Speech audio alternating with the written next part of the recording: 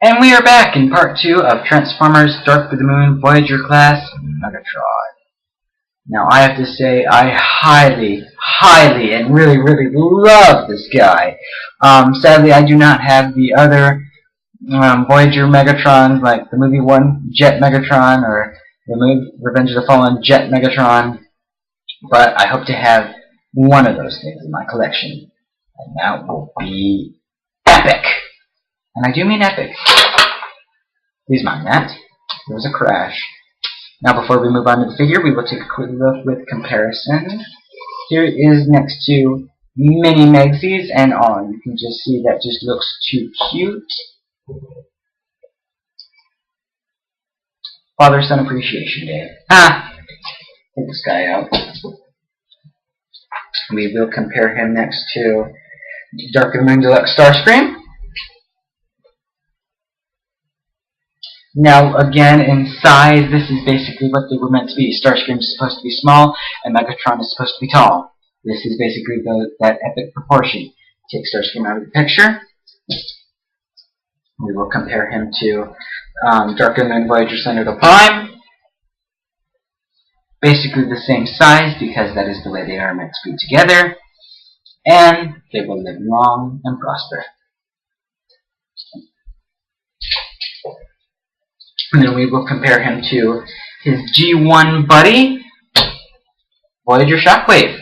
Oh, hold on. One quick second, kids. So yeah, as you can see, Megatron is a little bit slimmer down in the chest, and Shockwave's is all big and bulky and muscular. And their legs are a bit different. A tad bit different. Oh well, take Shockwave out of the picture. And focus back on to Megatron. So here's Megatron done in a super awesome stance. He is now humanoid instead of like being all kajumbled now. Back in Revenge of the Fallen, he basically had a normal hand or sword, I believe.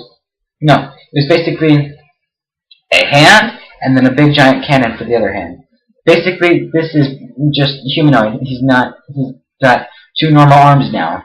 So, yeah. I'm a little bit thirsty, so my tongue's a little bit tired. Now we will get on to transformation. Head is on a ball joint, which allows it to go up and down, left and right. And when I mean up and down, he can just look. Not a cloud in the sky, like that. You can look up at the sky like that. Shoulders on a joint that go up and down, in and out, due to transformation. He has a bicep swivel due to transformation. He has a weird, complex, double-jointed elbow, I think. Yeah, double-jointed elbow, which allows it to be pretty weird. And wrist articulation, but because of transformation. Now, if you want to count this part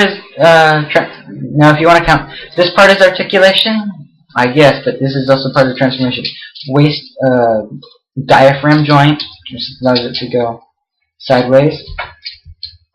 Legs can go up and down, in and out.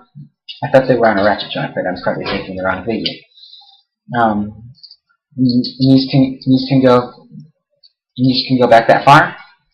And if you want to cut this as part of articulation, but also part of the transformation too, the toes can go up and down and in and out. But again, because of transformation.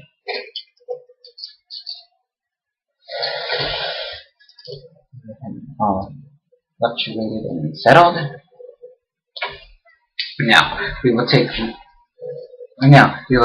quick look at his accessories. The accessories that it came with was his fusion cannon.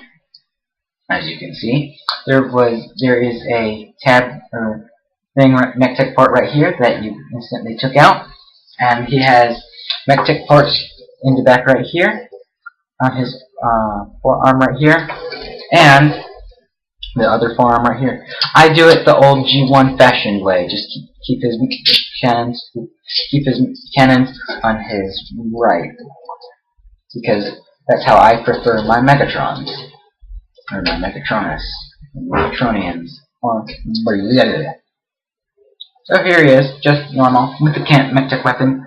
But then, of course, he has the Cloak of Shame. Me and my brother have joked around a lot on this thing. We watch, again, my third strike. Anyway, we watched Totoro Island together, and we've come up with so many names for this thing. Hood of Shame, Cloak of Shame, Drapes of Shame.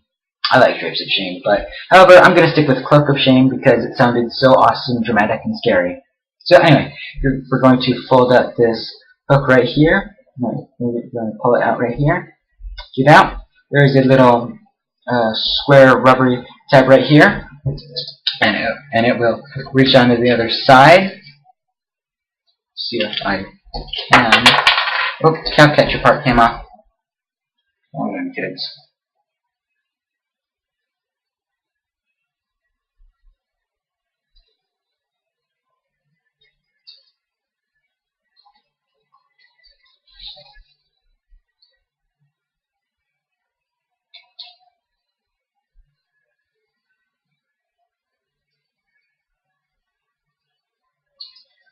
Hold on, kids. I've never had this much trouble before. Wait, problem.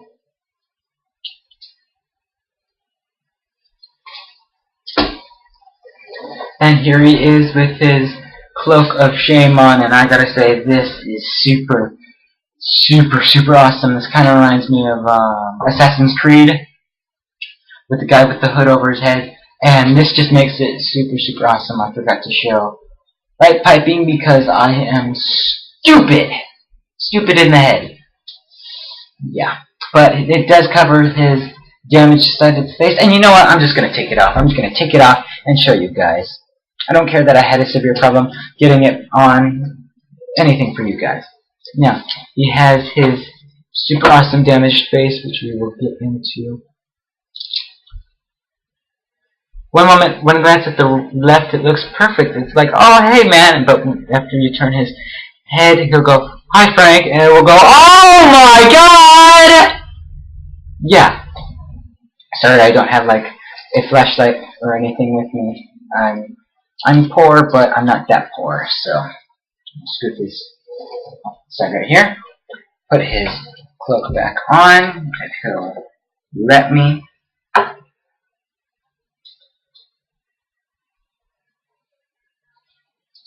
Oh, gonna have a problem that time. Oh well. Now, I forgot one more person. We will compare him next to Optimus Prime. It's kind of weird how Optimus is a tad bit taller than Megatron. Oh, now I see the problem. Optimus is now staring up into the sky now. Alright. Now I think they are basically the same size. I think. I don't know. Megatron is only small because Optimus's jetpack, or rockets, or gas tanks are basically like bringing him bulky up, but they're basically like the same size. So yeah.